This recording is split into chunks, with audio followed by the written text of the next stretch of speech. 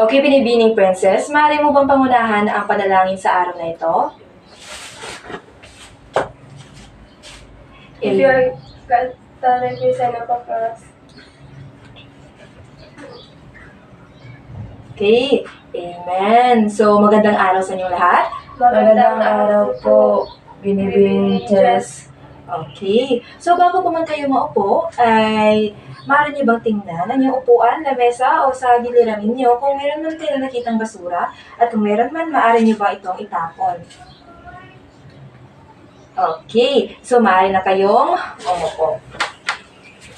Okay, bago pa man tayo pumunta sa ating formal na diskusyon, ay magtatala muna ako sa inyo kung sino ang lumiban.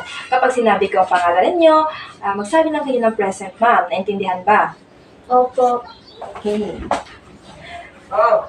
Lura Angela. Present, ma'am. Princess Pabilyaran. Present, ma'am. Okay, magaling, mahusay. Ni isa sa inyo ay walang lumiban. Okay. Mabuti. Okay, ngayon, okay class, di ba noong last meeting natin ay nagkaroon tayo ng leksyon na papatungkol sa tatlong bahagi ng pangungusap.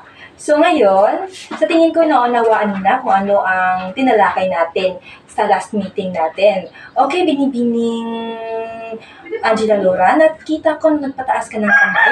Ano nga yung tatlong bahagi ng pangungusap? Ang tatlong bahagi ng pangungusap ay introduction, katawan, at Okay, mahusay. So, sa tatlong bahagi ng pangungusap ay meron itong tatlong bahagi. Okay, ngayon, bago tayo pumunta sa ating formal na talakayan, ay meron akong inihanda sa inyo na isang laro at meron tayong inihanda na isang bola. So, sa loob ng isang bolang ito, ay meron itong katanungan. At meron namang, sa loob nito, meron namang wala. Ang gagawin niyo lang ay kakanta kayo ng leron-leron, sinta. At ipapasa niyo to isa't isa. Katapos, kung magsasabi ako ng stop, hihinto kayo. At kung sino naman, kanino naman hihinto ang bola na ito, ay siya yung kukuha ng papel. At kung meron mang katanungan ito, ay siya yung sasagot. Naintindihan ba? Opo. Okay, magaling. Okay, ngayon, bibigay ko na ang bola sa iyo, Binibining Princess. Okay, class, maaari na kayong kumanta. Leron, sinta, Stop!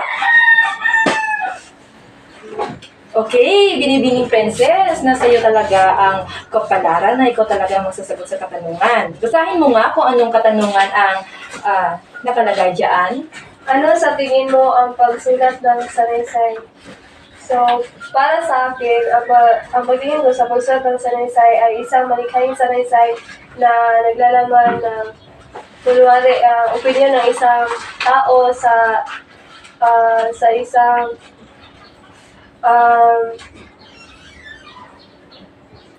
paksa na kanyang ibinahagi. Okay, magaling bigyan ng tatlong bagsak si Binibining Princess. Okay, sa tingin ko talaga ay napaka-malikhain na talaga ng iyong pag-iisip kasi impromptu yan at madali niyo lang siyang nasagutan. Okay, class. Sa tingin niyo ba, ano ang tatalakayin natin sa araw na ito? Okay, Binibining Princess, sa tingin mo ano? Sa tingin ko, ang tatalakayin natin ngayon ay tungkol sa sanaysay. Okay, magaling! Okay, class. Pupunta na tayo sa ating formal na talakayan.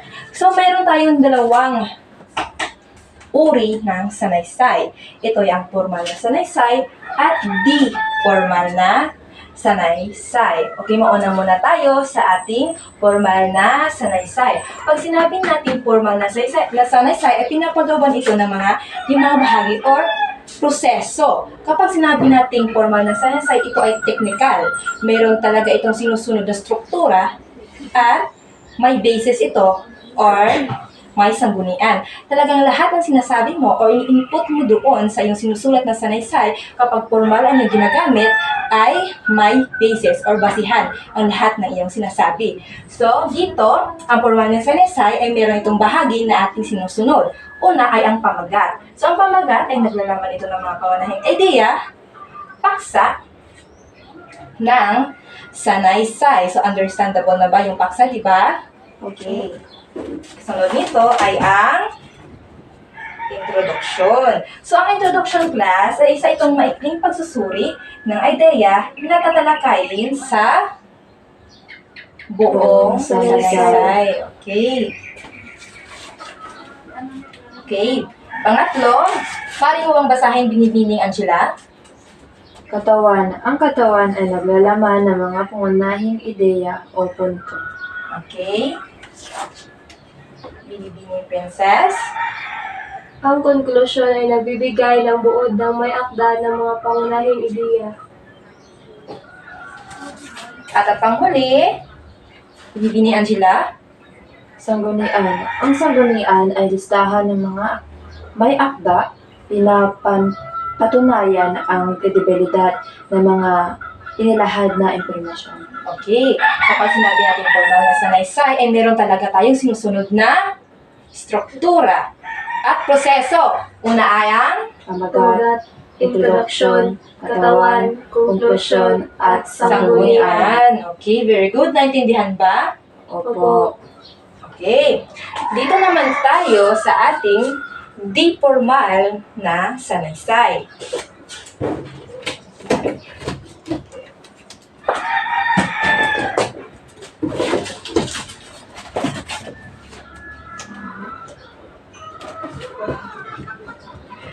So, sa ating formal na sanaysay, yun ay technical, meron tayong sinusunod, ganon. Kapag sinabi naman natin yung di formal na sanaysay, ito yung malaya. Kung ano yung nararamdaman mo, yung ano yung, kumbaga subjective siya.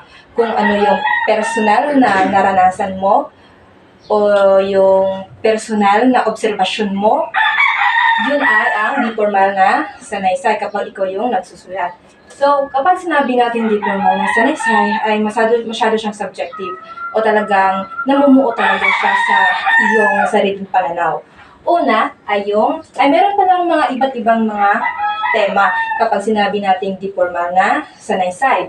Una ay ang Pamumuhay. ano nga yung pamumuhay? Basahin niyo nga. Mga karanasan sa buhay, personal na pagsubok at tagumpay. Pangalawa, Kultura at lipunan. Tungkol sa pagbabago sa kultura, politika, kahalagahan ng mga tradisyon at kaugalian. pangatlo, Paksa sa kalusugan. Pagpapalaganap ng kamalayan sa mga mahalagang isyu tungkol sa kalusugan. pang-apat, Pag-ibig at relasyon. Ipinapakita nito ang mga emosyonal na aspekto ng pamamahalaan. okay, mauna muna tayo sa pamumuhay. So kapag sinabi natin itong pamumuhay, ito yung mga karanasan sa buhay, personal na pagsubok at tagumpay. Sa tingin nyo, ano pa ang iilang halimbawa nito?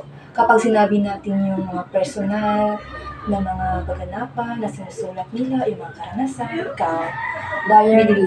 Okay, diary. Isa yun sa di formal na sanaysay. Ano pa? Okay, Journal. journal. Ano pa? Pansin nyo ba yung pinapadala doon sa MMK na sulat? Di ba batay yun sa personal na karanasan? Oo. Isa rin yun sa di formal na sanaysay na ipapaloob doon yung tema ng pamumuhay. So, pangalawa, kultura at lipunan, kung saan nakapatungkol ito sa kultura, sa politika, tradisyon, at mga kaugalian. Sa tingin niyo, ano po ba yung iba pang mga iilang halimbawa na napapatungkol sa kultura at lipunan kapag ikaw ay nasumusulat ng sanaysay?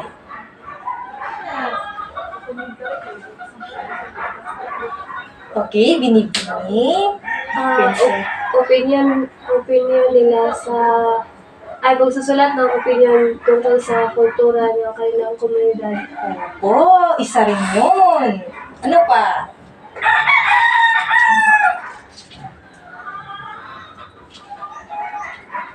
Isa rin yung halimbawa, yung mga opinion na isinusulat natin na papantungkol doon sa politika at iilan pa. Okay, ngayon, susunod naman ay yung tema na patungkol sa paksa sa kalusugan.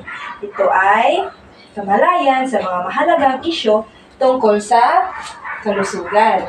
So kapag sinasabi natin kalusugan, ay syempre hindi lang yun napapatungkol sa katawan. Hindi, napapatungkol rin yun sa kalusugan ng ating mental at physical. So ano sa tingin niyo mga ilang mga sulatin na napapatungkol sa kalusugan? Brochure. Ano yun? Binibini Angela? May sinabi ka. Gusto kong marinig yung ideya mo. Brochure. Dito nakapaloob ang mga Yung? tungkol sa mga kalusugan. Okay, tungkol sa kalusugan. Ano pa? Meron pa ba kayong naisip? Flyers. Flyers? Naglalaman ng mga bagay na like mga hindi dapat gawin, mga bagay na dapat iwasan para hindi magkaroon ng mga ganung sakit. Okay. So, meron na kayong mga ilang ideya, no? Na napapatungkol sa next slide kung ano ba dapat ang ipapaloob nito. So, pang-apat, ito yung isa sa pinakapatok at popular talaga. Siyempre ngayon sa henerasyon ngayon, ito ay ang pag-ibig at relasyon.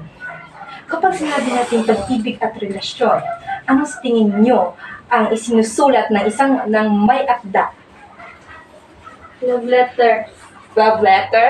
Ano pa? Love letter? Tuwing may mansari sila, nagsusulat sila ng liham sa isa't isa. Okay, magaling. Meron kang idea. Ikaw, binibini Angela, sa tingin ko, meron ka talagang idea kasi nakatingin ka pa na sa akin. Ano sa tingin mo?